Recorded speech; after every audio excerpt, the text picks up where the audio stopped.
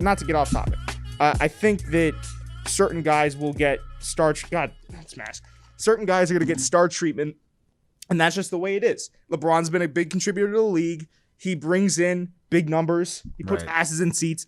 I don't necessarily hate the argument that one could make that the guy should be getting preferential treatment.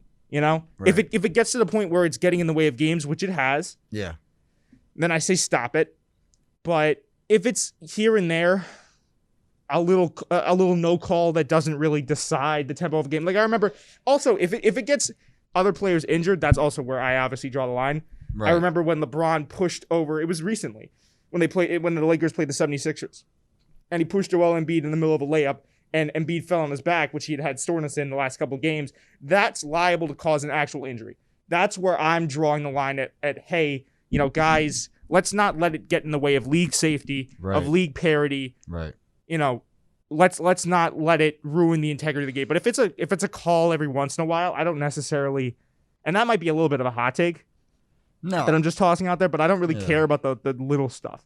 Well, what it's about is the way that refs use fouls to, how the outcome of the game comes with fouls. I mean, if you think about it, a lot of times, like, of course, if you get fouled, you should get a foul called. However, sometimes the fouls are going one team's way and they're not going the other team's way, and the refs realize that, and sometimes the players will bring it up to the refs, and that's how they realize it. And the refs will be forced to go a little bit easier on one side and call some fouls that maybe don't belong necessarily, just to try to even out the odds. You know what I'm saying? Get this team a couple free throws because we gave the other team so many calls in the first half. And so when you got a guy like LeBron, who the ball is always in his hand, that's just what it comes down to. He'll run in, some guy will touch his shoulder and he'll get a foul call just because the refs are trying to dictate the game. Say they're trying to make it fair for both sides. And when the ball is in your hand as much as LeBron, you're just going to get the fouls called. So you think for the sake of parity that they played LeBron a little bit more tight, or they play him a little bit more loosely? I think that there are certain points in some games where the refs are just gonna favor one team, either like not on purpose or on purpose, just because they were unfair in another scenario. And then when the ball is in your hand as much as LeBron and you're drawing contact as much as LeBron, you're gonna get those calls.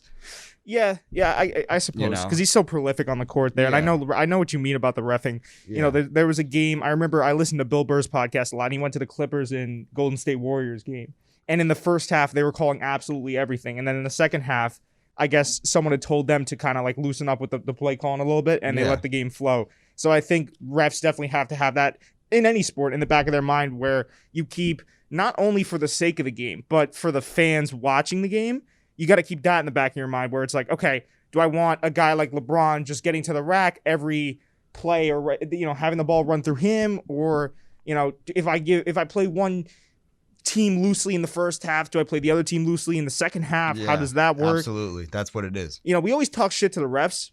Not on this podcast, but I feel like, in general, we had a segment where we talked about the refs. As fans, we're basketball fans. As basketball fans, but I could not think of a harder job, I'm sure, especially in these times with social media and everyone constantly being on the lookout, TVs, and the cameras, and all the cameras, the being replay center. Right, yeah. So it's got to be a tough job to be a referee. But with that being said, I mean,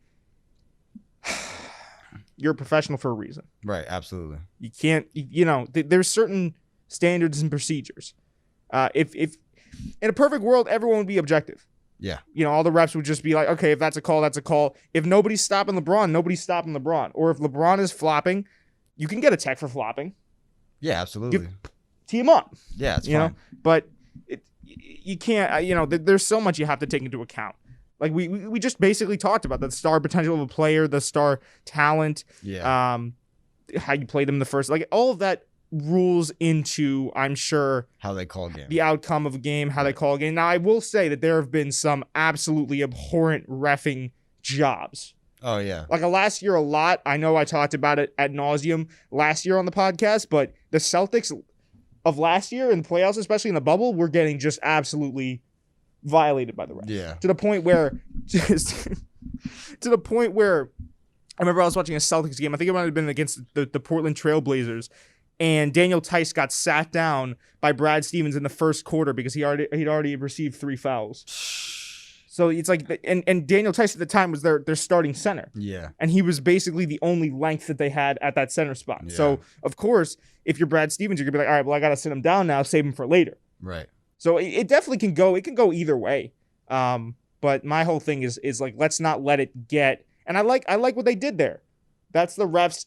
Even if it's to appease the fans. What, when they called the anti-flopping thing on LeBron? Yeah, because I don't know if you saw the play question. Yeah, I did. It was pretty egregious. Yeah, he flopped, definitely. I mean, a lot of players flop. It's just part of the game. Yeah. But you just can't. You got to sell it.